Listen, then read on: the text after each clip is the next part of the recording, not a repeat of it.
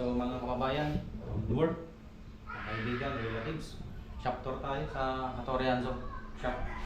So ito yung storage ko. So yung storage ko ng lumber, nandyan sila. So kuminsan puno-puno dito kung bagong deliver mga kahoy. So dito, sa likod niya, yung laundry. Nandyan din ang papalaundry yung mga tenant para walang mga masyadong makalat na sampay sa kanilang mga unit. So sa second floor, yun yung storage natin ng mga finished product. Hindi yung office natin. Diyan din yung diyan na rin tayo nag-engrave at ang mga nagtatatak, nag-finish ng oil. May pasok tayo sa loob. Ito yung sa shop. Sa shop, quick lang tayo para hindi maboling ang customer. Ito sa storage, ulit ng kahoy at mga off-cut. Kabila. Sa mga ilalim din ng mga cabinet, may mga off-cut dyan. Taguan natin para di makalat. So dito sa ano natin, lagay ng clamp sa clamp rack. So andyan yung mga heavy duty na clamp natin, yung mga pipe clamp. Depende sa mga gamit, kung ano saan gagamitin para no. And then sa na-utilize din natin yung taas ng rack ng kahoy.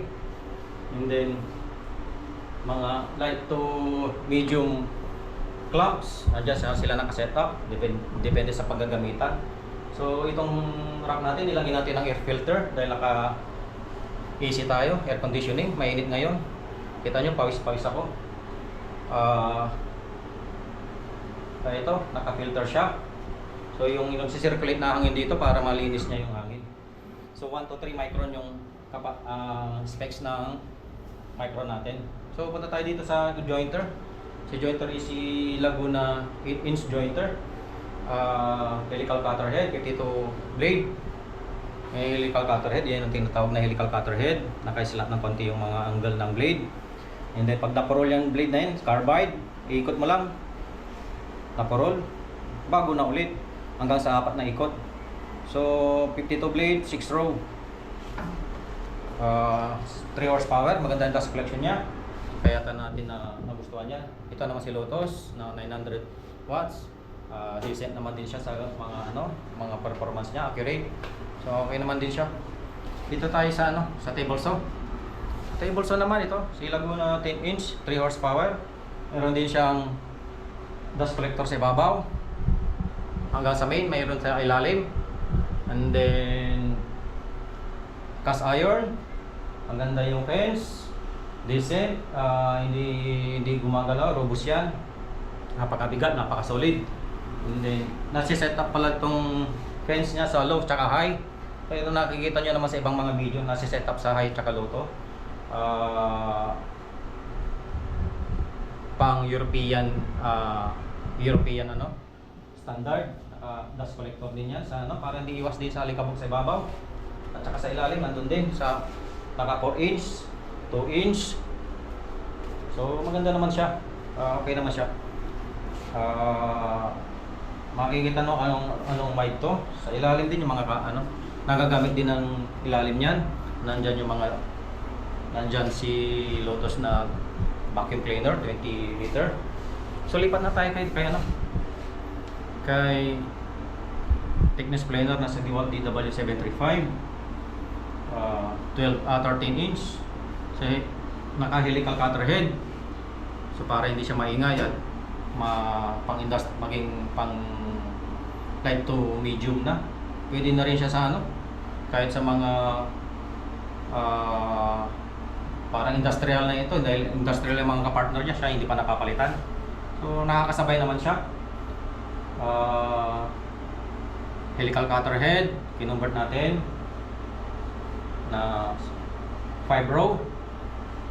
Hindi ko na matandaan kung ilang blade yun, or basta madami-dami rin. Hindi ko na nakalimutan ko na sa tagal din. So nakagawa naman siya ng maayos. Napapakinabangan natin ng gagawa niya yung trabaho niya. So ito si dust collector, si drum sander na dual drum sander na 26 inch. Industrial type, naka-solid yan. So pagka ginagamit mo yun, hindi yan magbabago-bago yung setup. Hindi katulad nung iba na nakahang itong ano, pagka medyo na-worn out na yung mga metal niya, yung mga mounting niya, medyo gagalaw-galaw na yung. So ito, sa industrial, dual drum sander, pwedeng set up ng 80 to 50 o kaya 120 to 150 para mas madali yung trabaho natin. So yun ang pinakamahirap, yung pagliliha, pinakamatagal yan, pag-finishing. So ito ayun din, nasa ilalim ng isang table na yan, yung pangasa natin ng blade ng table saw. So para hindi tayo ma-hassle sa sa maporol na blade. Mahal din ang blade kaya dapat iasa. Diamond disc yan. So darating din tayo dyan sa pag-aasa, makikita natin yan, papakita ko. So ito si Vespa 2 horsepower, yan ang nabibigay sa akin ng supply ng hangin para kay nail gun, sa blow gun, para itaboy yung mga dumi sa mga, lalo sa mga motor na may brush, napapasok yung brush, so humihina yung motor. Ito yung isang filter natin, air filter, para malapit sa aircon, para filterin niya yung hangin, para maigop ni aircon ay medyo malinis na at hindi maiwasan ng mabawasan ng pagka-clog. So ito yung mga series ng mga hand tools natin na power tools, hand tools tsaka power tools, si biscuit jointer, si gun, nail gun, ano pa dyan, router, drill. So ito si boss naman na cut off pang metal works. Bira ko naman siya magamit pero magandang gamitin yan sa mga pag-welding ko, mga metal, sa mga paa, request ng client.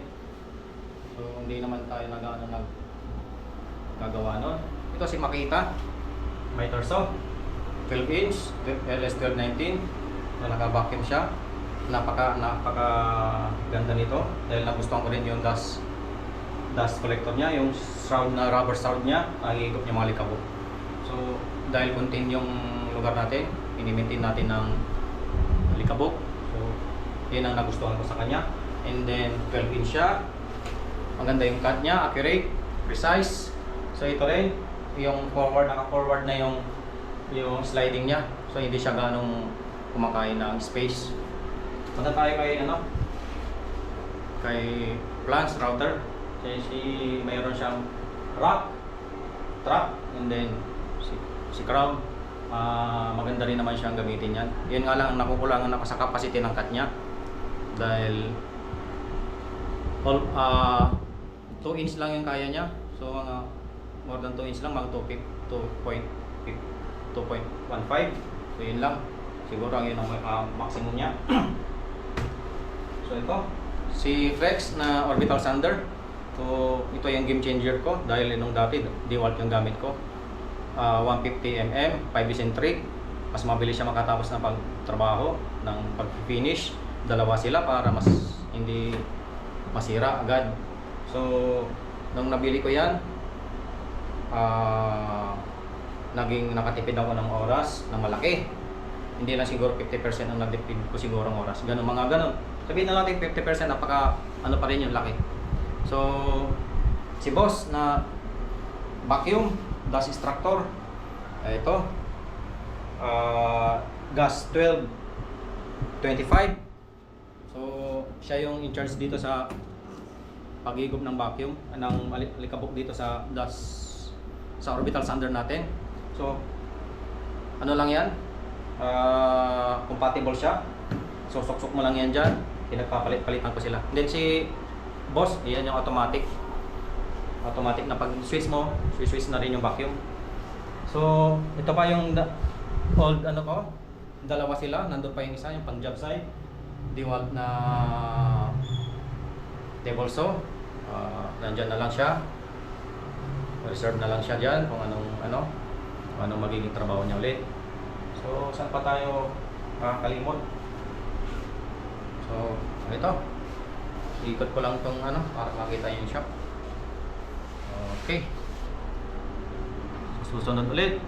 Thank you mga kababayan, kaibigan, kamag-anak.